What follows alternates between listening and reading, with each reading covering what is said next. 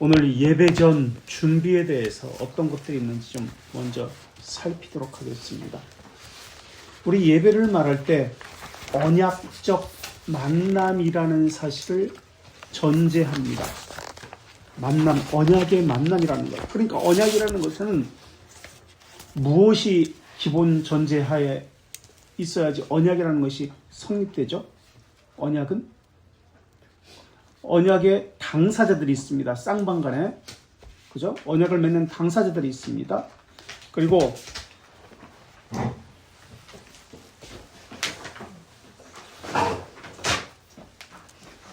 언약의 당사자가 있고, 그 다음에 뭐가 있죠? 언약의 당사자가 있고, 언약의 내용이 있습니다. 그죠? 언약의 내용이 있습니다. 그래야 상호 합의의 내용에 대해서 체결하기 때문에 그렇습니다. 그렇다면 우리는 예배가 언약의 만남이다. 언약적 만남이다라고 했을 때 그 예배에는 그 당사자들이 쌍방간에 만난다는 것이 있고 그 만남에는 지켜야 될 내용이 있다는 것이 그 안에 담겨 있습니다. 체결된 조항이 있다는 것이죠. 그래서 예배는 그저 순서나 의식이 아니라는 겁니다. 그 안에 체결된 조항이 있다는 거예요. 맺은 언약의 내용이 있다는 겁니다. 그렇다면 그 내용이 무엇인지를 알고 예배해야 합니다. 하나님이 영이시라고 그랬고 무소부재하다고 그랬습니다. 그런데 그 하나님과 영이시고 무소부재하신 그 하나님과 언약을 체결한 사람들은 무소부재하지 않습니다. 어떤 장소, 어떤 시간, 어떤 공간 가운데 만날 수밖에 없습니다. 그래서 만남의 장소가 따로 정해져야 하고요. 만남의 시간이 따로 있어야 합니다. 부르시는 하나님, 그리고 부르시는 하나님에 대해서 응답하는 그 사람들이 있어야 됩니다. 그래서 부르시는 하나님과 응답하는 그 백성이 있다.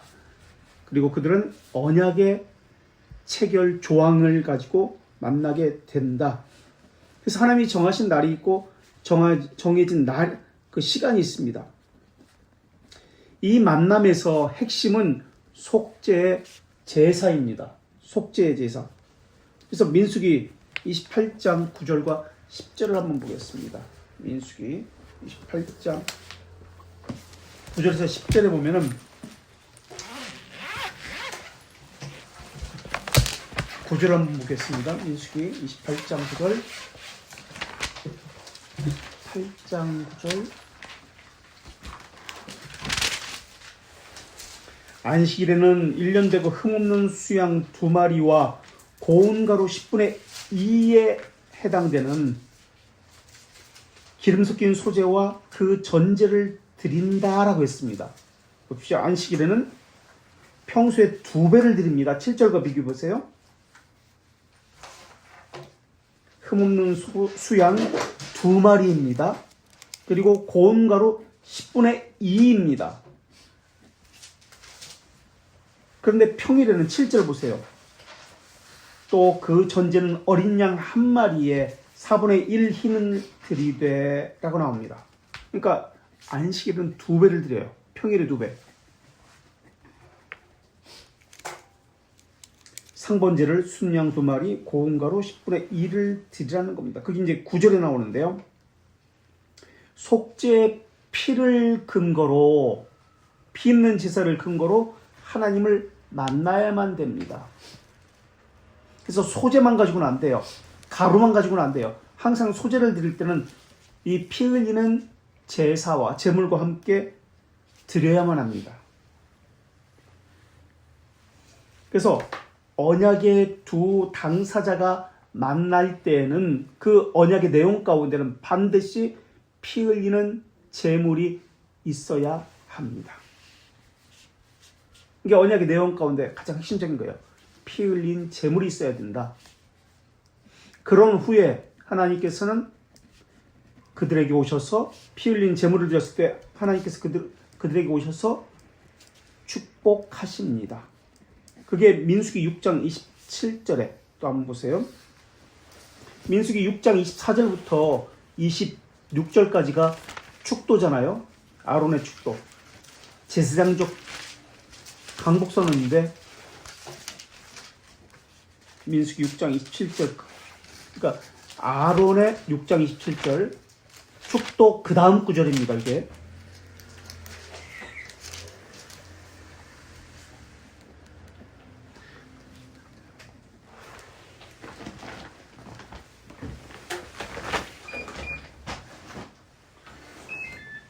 그들이 이같이 구약의 축도인 아론의 축도 그 다음 구절 민수기 6장 27절 내 이름으로 이스라엘 자손에게 축복할지니 내가 그들에게 복을 주리라.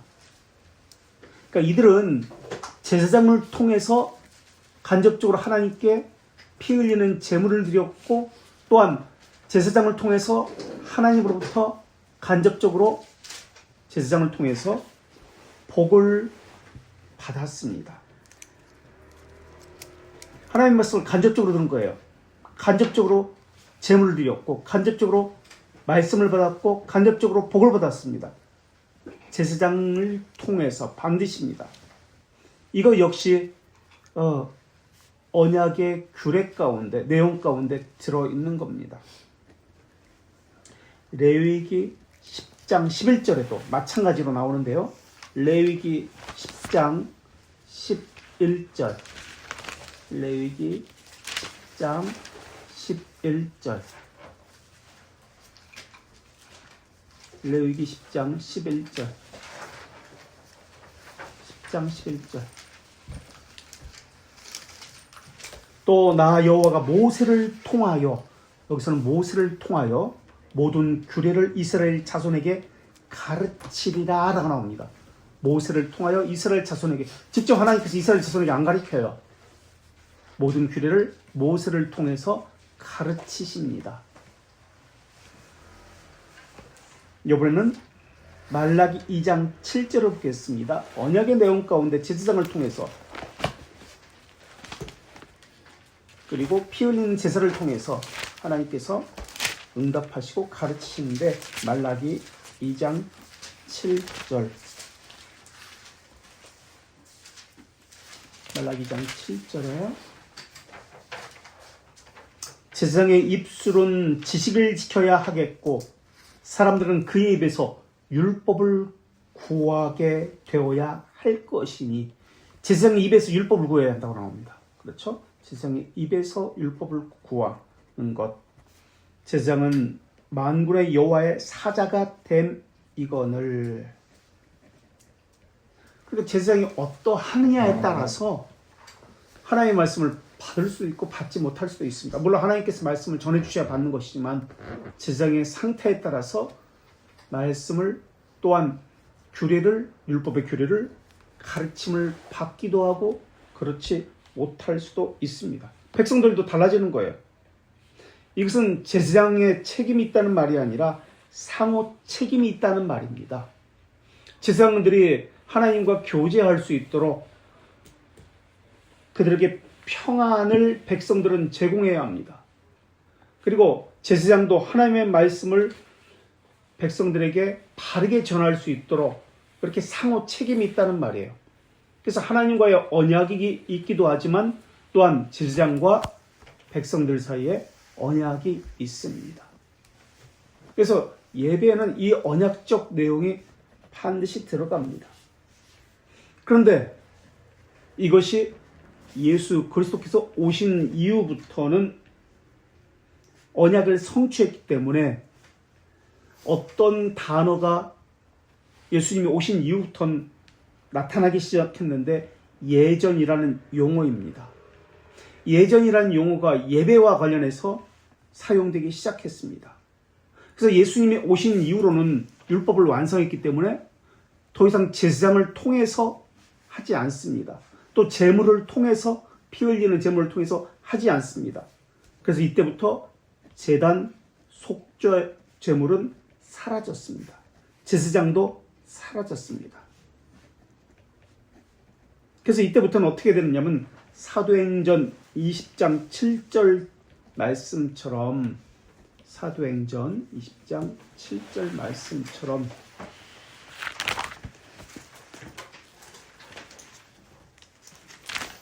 이제 구약의 예배가 신약의 예배 가운데 어떻게 바뀌었는지가 나옵니다.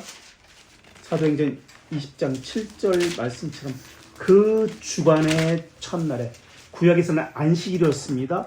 부활을 기념하기 위해서 그 주간의 첫날 부활절, 그러니까 소부활절이 주일입니다. 예배의 날이 바뀐 거예요. 부활에 기념하기 위해서 그 주간의 첫날에 우리가 떡을 떼려 하여 모였더니라고 합니다. 이게 예배예요. 떡을 떼려 하여 모였더니. 그리고 바울의 강론을 듣습니다. 이렇게 예배가 바뀌었습니다. 함께 만난다는 것이 중요한데요. 하나님과의 만남, 또 말씀과의 만남. 이들은 예수 그리스도의 구속을 입은 백성들입니다. 회당 예배는 쉐마로부터 시작합니다. 신명기 6장 4절. 쉐마는 이스라엘아 들으라. 들으라는 단어입니다. 들으라는 단어가 쉐마입니다. 들으라. 무엇을 들으라? 오직 하나님 여호와는 유일한 여호와시다라는 것을 들으라는 겁니다. 우리 하나님 여호와는 오직 유일한 하나님이시다. 여호와시다. 이것을 들어라. 이게 쉐마입니다.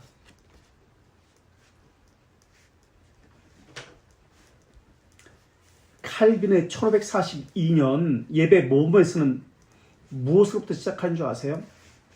구약의 제사는 들어라 쉐마로부터 시작했습니다. 예배 시작이. 그러나 1542년 예배 모범에서는 칼빈은 이렇게 시작합니다. 우리는 죄의 고백으로 시작해 율법과 복음서에서 발췌한 사죄 선언을 추가합니다. 이게 예배 모범 첫 번째 기록된 내용이에요. 죄의 고백으로 시작합니다. 이것이 죄의 고백으로부터 시작해요. 이게 종교개혁절의 예배 시작이에요. 구약에서는 쉐마로부터 시작했습니다. 그러나 신약에서는 종교개혁자들은 1540년 칼빈은 죄의 고백으로부터 시작했고 사죄 선언을 함으로 예배가 시작됐습니다. 그런 다음에는 시편 찬송을 불렀고요. 경배 찬송 부르고 성경 봉독하고 신앙 고백하고 거룩한 봉헌하고 이렇게 순서들이 이어졌습니다. 그리고 그 다음에 성찬이 있고요. 그리고 맨 마지막은 예전은 감사 찬송으로 예배가 끝났습니다. 바로 이것이 사도들과 교부들과 고대 교회에서 예배했던 그 양식과 일치한다라고 칼빈이 1542년 예배 모범에 그렇게 썼습니다. 그러니까 초대교회부터 이런 예배 순서가 지금까지 내려왔습니다라는 거예요. 그런데 로마 카톨릭의 예배는 구약에 반드시 들어가야 할 제사의 내용, 예배의 내용이 있었습니다. 무엇과 무엇이었죠? 희생제물, 피 흘리는 제사였습니다. 그렇죠? 그리고 제사장을 통해서였습니다. 그렇죠? 이 두 가지가 구약의 예배의 핵심인데 로마 카톨릭은 구약의 예배를 여전히 지금도 하고 있어요. 제사를, 그러니까 정확히는. 그래서 예수 그리스도의 희생 제물을 반복합니다. 매번 희생 제물을, 피 흘리는 제물을 반복합니다. 누구를 통해서? 제사장인 사제를 통해서. 이게 구약의 예배예요. 근데 신약에서는 우리는 그렇게 하지 않아요. 아까도 얘기했지만 칼빈도 그렇고. 왜냐하면 예수님께서 이미 완성했기 때문에 구속의 사역을. 그래서 여전히 희생 제사가 로마 카톨릭에는 남아 있습니다. 종교 개혁자들은 예배를 듣는 것이라고 생각했습니다.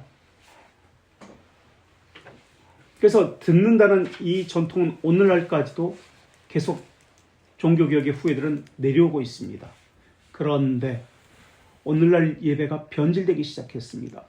듣는 예배가 아니라 어떤 예배로? 보는 예배로. 오늘날 예배는 보는 예배입니다. 눈으로 보는 시각적인 예배라는 뜻이에요.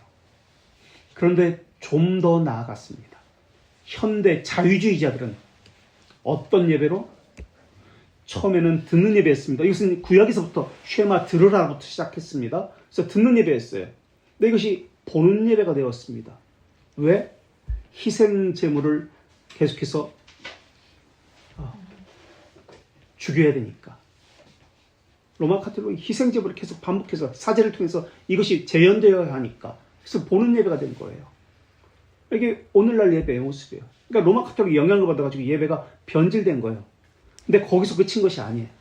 눈으로 보는 예배가, 그래서 한국교회도 보는 예배를, 그래서 스크린을 통해서 보는 예배를 좋아했는데 거기서 그친 것이 아니라 현대 자유주의자들은 한 걸음 더 나갔습니다. 어떤 예배로? 행하는 예배로. 행하는 예배가 되어버렸어요. 행동하는 예배가 되어버렸어요. 자기들이 행해야 돼. 무언가 움직여서. 이게 자유주의적 그런 성향을 띈 교회들은 예배를 행하는 예배라고 봐요. 그럼 예배 본다. 어떤 개념을 가지고 있을까요? 물론 예배 한다는 국어적인 그런 문법적인 그런 오류도 있습니다만은, 그런 예배 본다라고 할 때 어떤 의미가 깔려 있을까요? 문법적으로 맞지 않습니다. 예배 한다가 맞아요. 그죠? 근데 우리는 보통 예배 본다 그러죠. 예배 드린다라고도 합니다. 이것에 전제되는 것이 어떤 개념일까요? 본다, 드린다, 비싸요. 눈으로 보는 것, 무언가 희생제물을 드리는 것, 그런 개념을 가지고 있는 거예요. 우린 그런 말 자주 써요. 예배 본다, 예배 드린다. 물론 문법적으로 맞지 않아요. 문법적으로 오류도 있을 수 있어요. 국어적인. 그런데 그 안에는 전제되어 있는 것이 바로 시각화된 예배, 로마 카톨릭의 그 영향 또는 그런 현대 교회 모습들의 그 영향 때문에 그렇게 말을 하고 있지는 않는가라는 생각을 할 수밖에 없다는 거예요. 이 로마 카톨릭 예전이란 말이에요. 이게 로마 카톨릭 예전. 희생제물을 드린다. 사제가 행하는 것을 본다. 그런 개념을 가지고 있어요. 근데 우리는 무의식 중에 그런 단어를 쓰죠.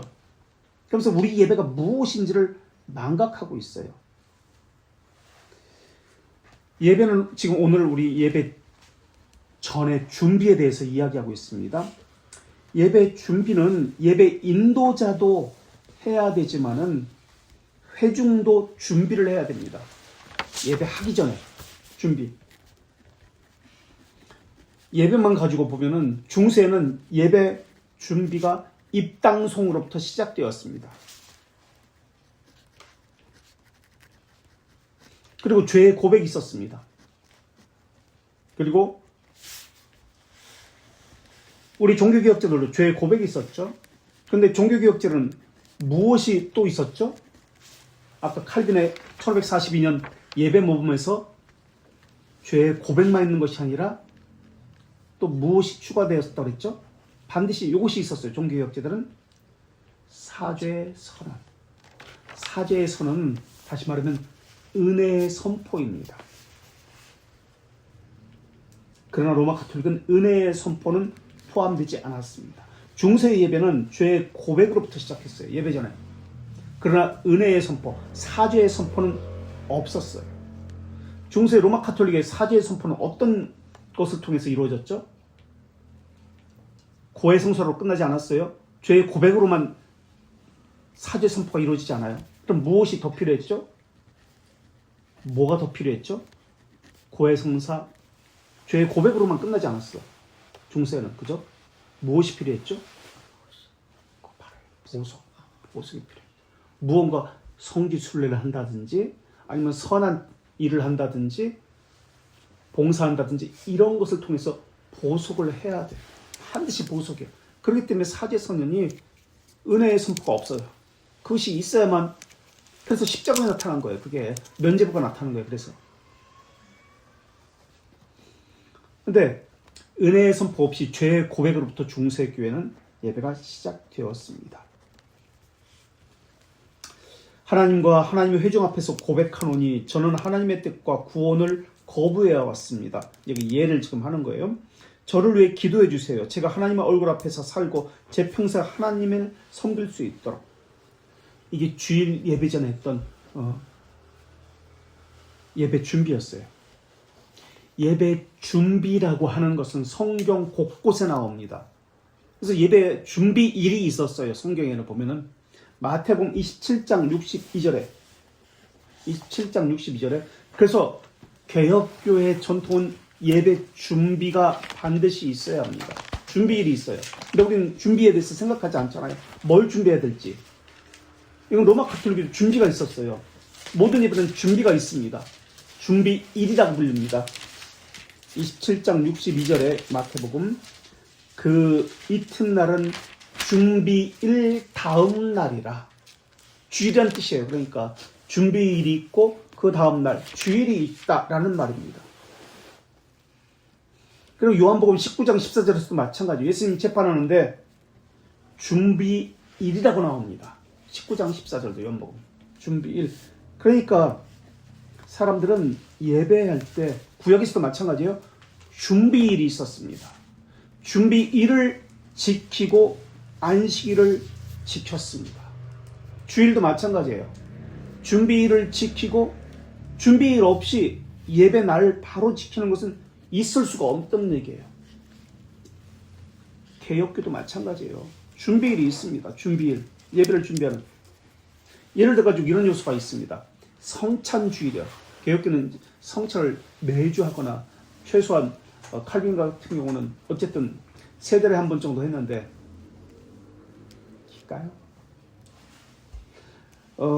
성찬 전주일에 오전 설교는 성찬 관련 준비를 위해서 설교를 했고요. 예식서를 읽었습니다.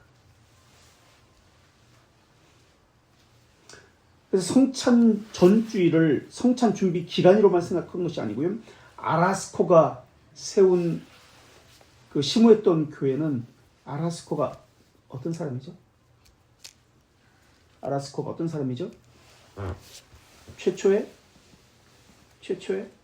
이거는 알아둬야 된다고 했는데 1517년이 어떤 날이에요? 어떤 해예요? 1517년 어떤 해예요? 종교개혁. 엠덴에서 좀 교육 모임인가? 6번. 1517년이 종교개혁 있잖아요. 루터에. 그걸 거꾸로 해봐. 1571년. 엠덴. 10월 2일부터 10월 4일까지 엠덴. 최초의 29개 교회가 모입니다. 개혁교회가. 총회. 그래서 아라스코가 개혁교회 총회장이었고요. 개혁교회 법령, 장로교회가 하자라는 것을 거기서 정합니다. 그래서 아라스코는 엠덴 총회는 우리가 기억해야 돼요. 1971년, 17년에서 거꾸로 71년. 외우기 쉽죠. 71년. 29개 교회입니다. 독일의 북부, 저지대, 늪지대 그러니까 저지대는 강보다, 바다보다 아래란 뜻이에요. 네덜란드가 저지대라는 뜻이잖아요. 바다보다 밑에 늪지대, 사람이 살지 않는 그곳을 피해가지고 교회를 세운 거예요. 29개 교회가 최초로 엠덴 총회를 통해서 거기서 결정한 것이 뭐죠? 우리는 정치는 개혁교회가 장로교회로 한다. 우리의 믿음의 내용은, 우리 신앙 고백의 내용, 기준은, 믿음의 기준은 무엇을 한다? 요거까지는 알고 있어야 돼요. 뭐예요? 엠덴에서 결정한 거, 장로교회로 한다. 정치는 1571년에, 웨스트민스터는 1647년이고 100년 후고 하이델베르크 교류문답. 신앙고백서부터 얘기해야죠. 신앙고백서는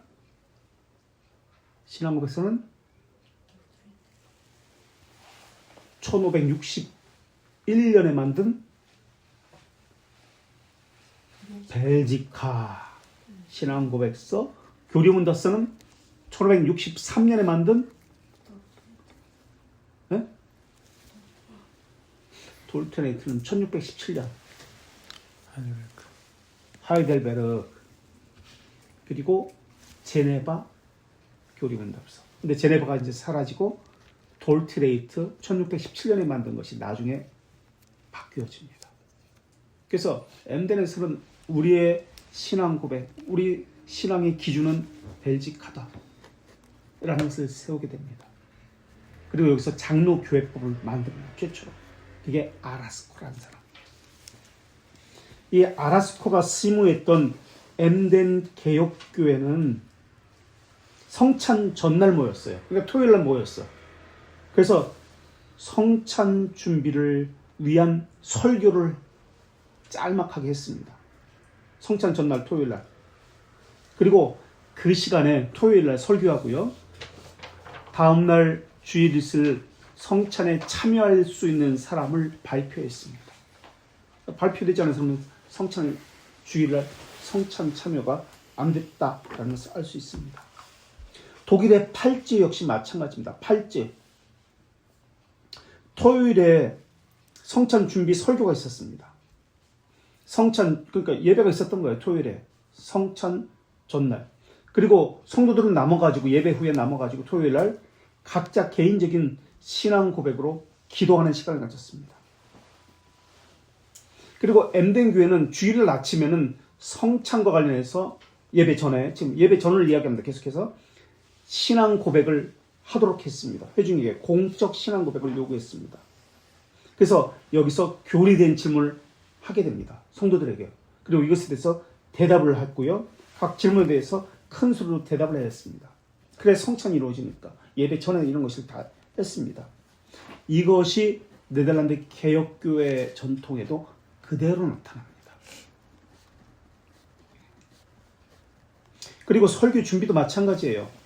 설교 준비도 예배 훨씬 전에, 오늘날은 설교 준비를 주일 새벽 3시, 4시까지 막 하는데 목사님들 그렇게 설교 준비를 그렇게 해요.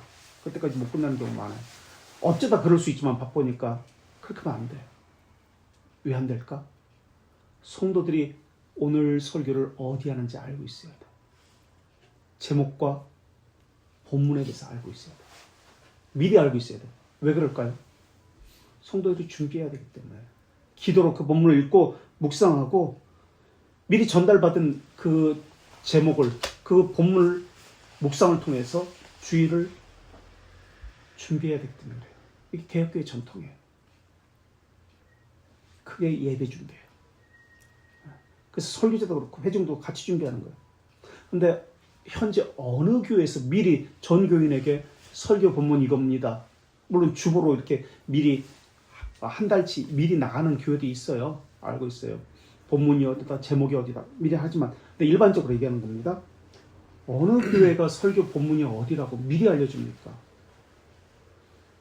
개혁교회 전통은 미리 알려줘야 돼요. 그래서 준비를 해야 돼요, 성도들이. 그리고 설교자가 바르게 전할 수 있도록, 그리고 또 회중들은 설교자를 위해서, 그날 주일을 위해서 기도로 준비하고 있어야 돼요. 그게 개혁교회 전통입니다. 그리고 묵상을 해야 한다고 그랬잖아요. 어떻게 저 본문을 가지고 어떤 교리를 가지고 풀어갈지 미리 생각을 해야 돼요. 성도들은. 그게 토요일에 하는 거예요. 그것을 통해서 저 목사가 저렇게 저런 교리로 이 말씀을, 이 성경 본문을 풀어가네.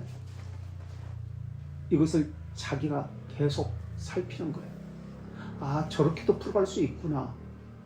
이게 개혁교회 성도예요. 이게 전통이에요. 계속해서 지금까지. 기도도 마찬가지예요. 기도도 설교자가 기도할 때 갑자기 순간적 영감에 의해서 기도를 맡기는 것은 옳지 않아요. 회중을 대신해서 중재하고 있는 겁니다. 목회 기도를 하는 거예요. 그래서 회중의 필요를 알고 하나님께 감사하기 위해서 철저한 준비가 필요합니다. 그래서 기도 준비를 위해서 또 기도가 또 필요해요. 그럼 필수적이에요.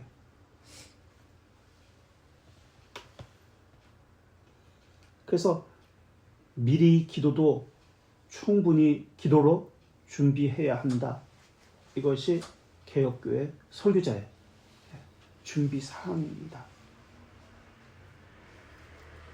그래서 설교 준비, 기도 준비 이것만 있는 것이 아니에요.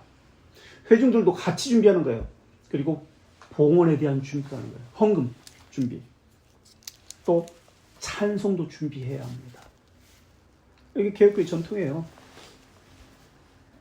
헌금을 어디 용도로 하는지 회중들은 알아야 됩니다. 또 얼마만큼 요구되는지 회중들은 알고 있어야 돼요. 용도도 알지 못하고 목적도 불분명한 헌금을 하는 것, 이건 잘못된 헌금 생활이에요. 어떤 교회는 지금 양주에 어떤 교회는 개혁교회인데 헌금은 모두 구제헌금으로 다 써요. 헌금은. 그리고 운영비를 따로 모아요. 운영비를. 그래서 우리 교회가 한 달에 한 200만 원 들어갑니다. 그럼 운영비는 따로 회비를 모아가지고 그것을 다 하고 교회는 교회 목적에 맞게 모든 헌금은 구제로 그렇게 다 쓰고 있어요. 현재 개혁교회에서.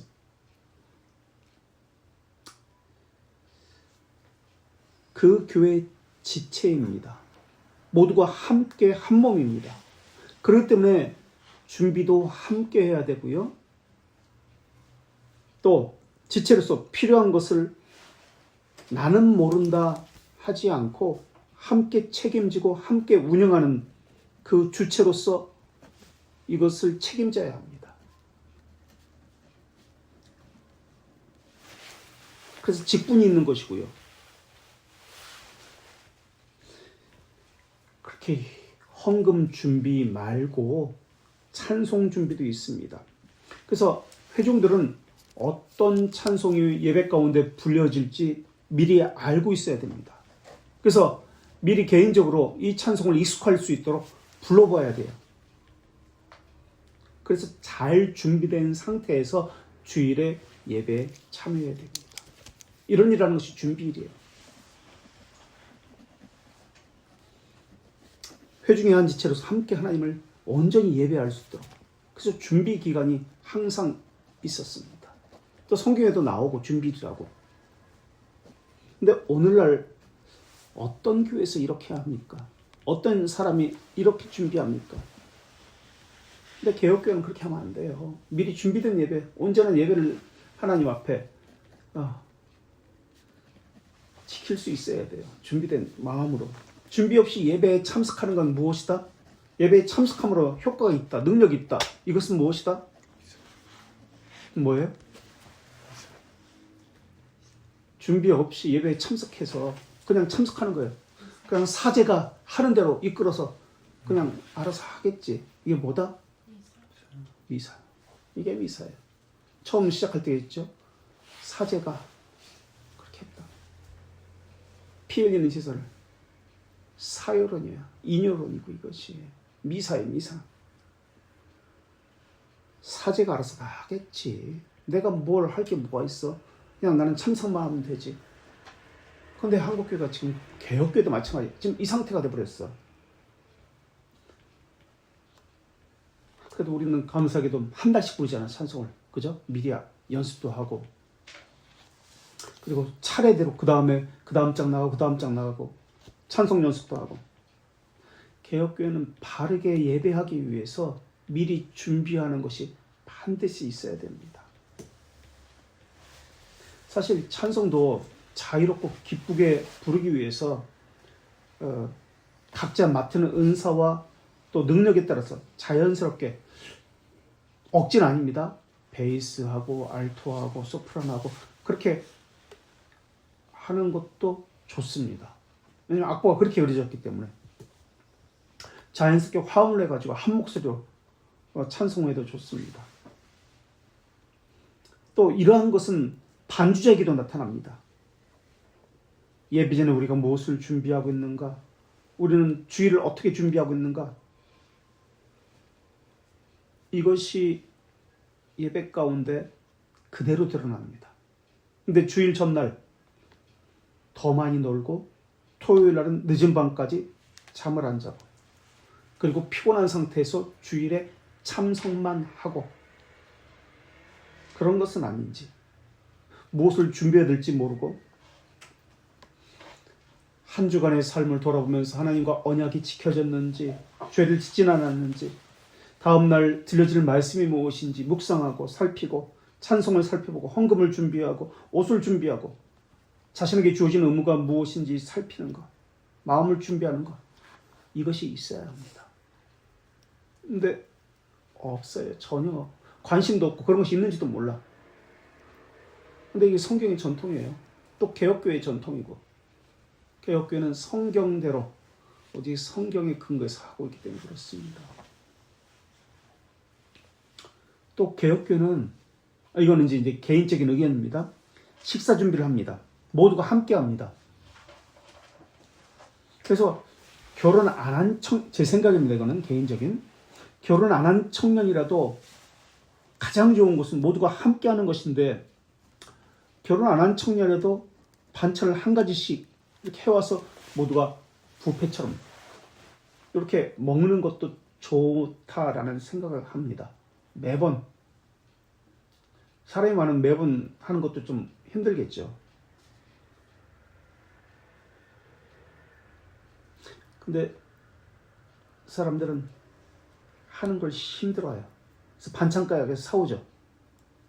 아니면 밀키트 같은 거, 레토로 음식 같은 걸 사와서 하죠. 하나님 앞에 준비한다는 그런 개념, 물론 그것도 준비일 수 있겠죠. 마음과 정성을 다한다는 개념이 과연 들어가 있을까? 그것도 마음은 들어가 있는지도 모르겠습니다만 어쨌든 가정 주부니까 해오고 청년들은 할 수 없으니까 능력이 없으니까 안 해오고 그런 것은 잘못됐다고 봐요. 모두가 공평하게 함께 하는 것 이것을 저는 원합니다. 이건 개인적인 의견입니다. 또 이것이 사실 개혁교회 함께 한다는 개념이 개혁교회 또는 예배라는 개념이 교회라는 개념이 이게 맞기 때문에 그렇습니다. 그래서 하나님 앞에서 먹는다는 개념, 애찬의 개념이죠. 그래서 우리의 정성과 마음이 들어갔으면 좋겠다 하는 생각이 들어요. 우리가 처음에는 누구는 비빔밥을 했을 때 예를 들면 누구는 뭐하고 누구는 뭐하고 그래도 정성이 들어갔는데 어느 날부터는 그냥 이렇게 사와서 그냥 뜯어서 데우는 식으로 하고 있다라는 생각에 좀 그래요. 좀 개인적인 생각입니다. 어쨌든 먹는 거 그거 가지고 별 시비를 다 하네 라고 생각할 수 있지만 신앙과 전혀 상관없는 것이 아니라고 생각해요. 이러한 모든 것들이 준비와 관련되어지고 예배와 관련되어진다고 생각합니다. 그래서 하나님께 드리는 섬김과 헌신이 우리의 마음이 과연 거기에 접붙여져 가지고 하나님 앞에 준비된 마음으로 들어지고 있는가를 살피자는 거예요. 이것이 예배니까. 그래서 예배도 중요하지만 더 중요한 것은 예배를 온전하게 하기 위해서 하나님께서 받으신직한 예배가 되기 위해서 예배 준비일에 예배를 잘 준비하는 마음, 이것이 더 중요하다는 것을 이야기하고 있습니다. 그래서 예배는 예배 전 준비에 따라 달라집니다. 이 모든 준비는 무엇에서 비롯되냐면 감사에서 비롯됩니다. 은혜에 대한 감사, 하나님께서 베푸신 것에 대한 감사, 이것이 예배 준비와 관련되어집니다. 혹시 예배 전에 당회에서 장로님, 기도장로님, 설교자 이렇게 모여가지고 기도하는 거 보셨어요? 예배 시간 전에. 없었어요. 예배 인도자, 그러니까 부목사가 대부분 하죠. 예배 인도자, 설교자, 담임 목사님, 기도 장로님. 이렇게 셋이 예배 시간 전에 당회에서 모여서 기도합니다. 한국교회 모든 교회가 그렇게 할 거예요. 그렇게 안 하는 교회 없어요. 제가 알기로는. 몰라요. 이쪽에서 했는지 안 했는지 모르겠어요. 모두가 다 그렇게 기도합니다. 일반적인 교회에서. 그래서 당회실에 모여서 함께 기도해야 하는데 예배 전에 그렇게 합니다. 한 20분 전에 모여가지고. 담임 목사가 이렇게 셋이 우리 오늘 예배를 위해서 함께 기도합시다. 이렇게 하고 담임 목사가 마무리 기도합니다. 그리고 나서 함께 담임 목사 인도로 셋이서 같이 설교단위로 앞으로 나아가요. 예배 설교자가 제일 앞장서고요. 그 다음 예배 인도자 장로 순위로 갑니다. 왜 그렇게 당회에서 모여서 기도를 예배 전에 20분 또는 15분 또는 30분 전에 기도를 하고 갈까? 셋이 모여서. 그냥 예배 시간에 모여서 그 자리에서 모여서 하면 안 될까? 왜 당에서 모일까요? 예배 시간 전에 예배 관련자들이. 그렇다면 이렇게 물어봅시다. 왜 예배 시간에 권사님들 통해서 예배 중보 기도를 시킬까요? 이렇게 물어봅시다. 그런 건 아시죠? 그렇게 하고 있는 거 교회마다. 근데 그거 잘못됐어 사실은. 어쨌든 그런 것이 있습니다만은 왜 당회에서 모여서 그들이 기도할까? 예배를 위해서. 예배 주관은 어디다? 신령한 것을 주관하는 곳은 당회이기 때문에 그렇습니다. 그래서 이것은 장로교의 전통입니다. 그들이 함께 합심해서 기도하는 거예요. 예배를 위해서. 그들이 당회에 의해서 예배에 관한 권한을 부여받은 사람이기 때문에 그렇습니다. 예배 설교자 혼자 예배를 주관하는 거 아니에요. 모두가 함께 예배를 준비하고 함께 하는 거예요. 대신 당회에 의해서 그 권한이 위임됐고 그것이 위임된 또 당회가 또 위임을 준 거예요. 개혁교회에서는 외부 목사가 오면은 당회 대표자가 제일 앞장섭니다. 그래서 당회에서 기도하고요. 앞장서 장로님이 당회 최고의 대표자가 앞장서 뒤에 설교 목사, 외부 목사를 데리고 앞으로 나아갑니다. 그리고 제일 앞에 가가지고 어떻게 하냐면 악수를 합니다. 모든 교인이 보는 앞에서. 예배하기 위해서 앉아있는 모든 사람 앞에서 설교단 앞에서 악수합니다. 왜 그럴까요? 이게 개혁교회 전통입니다. 왜 그럴까?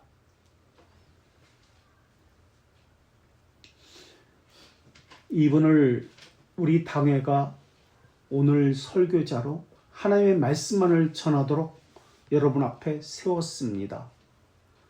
설교자의 권한을 당회가 이분에게 위임했습니다. 라고 사람들 앞에 보이는 거예요. 자기들끼리 당회에서 물론 악수했어요. 그런데도 또 예배 시간에 앞에서 사람들 앞에 보이는 거예요. 그래서 교인들 앞에서 악수를 합니다. 사람들 보라고. 하나님의 말씀을 바르게 전해 주십시오. 그리고 예배 후에도 동일하게 사람들 보는 앞에서 악수를 또 합니다. 이 악수는 왜 했을까요? 인사가 아니에요. 안부 인사 아니에요. 악수하는 거 그냥 하는 거 아니에요. 오늘 주신 말씀이 하나님의 말씀이었습니다. 우리 교회는 목사님을 통해서, 외부 목사님을 통해서 우리에게 주신 하나님의 말씀을 수납하였습니다. 라는 뜻으로 악수를 하는 거예요. 하나님의 말씀이었습니다. 라는 뜻으로. 우리의 신앙 고백과 일치합니다. 그런 뜻으로 악수를 하는 거예요. 안부, 인사 그런 개념이 아니에요. 교회에서 예배 끝나면 목사님이 문 앞에 서 있잖아요. 성도들하고 악수하잖아요. 인사하고 하잖아요. 안부 인사 아니에요. 그런 개념은. 그런 개념 아니에요. 오늘 은혜 받았습니다. 그렇게 가는 사람도 있고 뭐 안녕하세요. 반갑습니다. 인사하고 가는 사람도 있고 또 도망가는 사람도 있잖아요. 그런 뜻으로 하는 것이 아니라 오늘 하나님의 말씀이 우리의 교회의 신앙과 일치했습니다 라고 악수하는다는 뜻이에요. 그게 성도들과도 장로님이 대표로 교회 대표로 악수하고 성도들도 그 목사님에게 악수를 하는 거야. 그것이 오늘 하나님의 말씀이었습니다. 우리 신앙, 우리 교회의 신앙 고백과 일치하는 말씀이었습니다. 악수하는 거예요. 그래서 평화의 인사라고 그래요. 목사 개개인이 성도를 모으고 예배를 인도하고 목사 개인의 능력으로 설교하고 그런 거 아닙니다. 그건 미사예요. 그러니까 우리가 얼마나 잘못된 예배를 행하고 있는지 드리고 보는 미사를 하고 있어요. 예배의 주관자는 하나님이십니다. 그래서 개혁교회는 멘트가 없어요. 보통 교회에서는 찬송 몇 장 부르겠습니다. 뭐 옆 사람하고 인사하십시오. 반갑습니다. 뭐 이렇게 인사도 시켜요. 근데 개혁교회는 멘트를 하잖아요. 예배의 주관자는 성령님이기 때문에 사람의 말이 들어가지 않아요. 하나님의 말씀만 가지고 이야기해요. 그래서 우리 멘트 하지 않아요. 그리고 하나님 말씀이 정중하게 있어요. 우리 회중을 향해서 사람이 돋보이지 않게 하기 위해서 그래요. 그래서 예배의 주관자는 성령님이고요. 하나님께서 그 예배를 당회에게 위임하신 거예요. 그래서 회중을 모으는 책임은 목사에게 있는 것이 아니에요. 그럼 누구에게 있다? 예배에 관련한 회중을 모으는 책임은 당회에게 있습니다.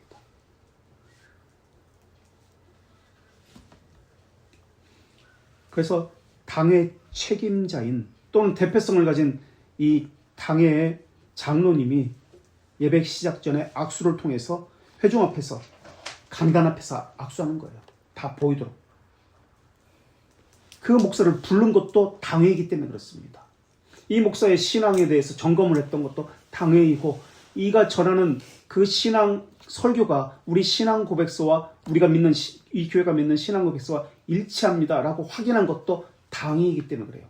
그래서 단임 목사를 세운 것도 당회예요. 그래서 위임 목사를 세우고 이 당회를 통해서 전교인이 함께 이것을 행하는 거예요. 위임 목사에게는 그렇게 하지 않습니다.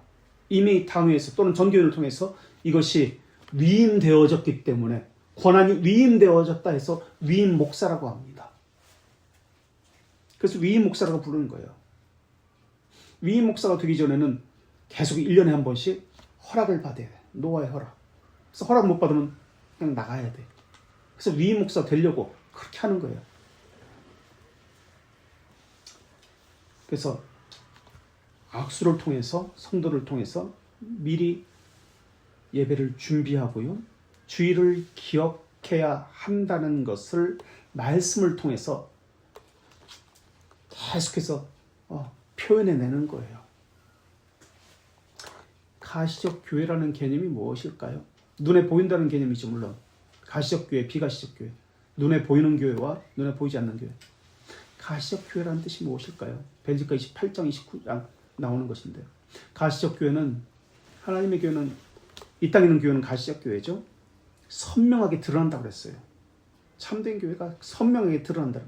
가시로 눈에 보인다고 분명하게 확인될 수 있다고 그랬어요. 그렇다면 그 뜻이 무엇일까? 하나님의 말씀에 실행되는 교회를 이야기합니다. 하나님의 말씀이 눈으로 보일 수 있도록 실행되어지는 교회, 이것이 이 땅의 참된 교회고 가시적 교회라는 뜻이에요. 이것은 목사에게 말하고 있는 것이 아니래요. 그 교회 모든 회중에게 말하고 있는 것이에요. 그러니까 우리는 성경대로 예배에 대한 준비가 무엇인지를 바르게 알고 그대로 준비하고 예배에 그렇게 나와야 돼요. 그것이 되지 않으면 예배는 실패한다는 표현이 좀 그렇지만 실패합니다. 이게 개혁교회 전통이고 장로교회 전통이에요. 여기까지. 혹시 하실 말씀이나 나눌 말씀 있어요?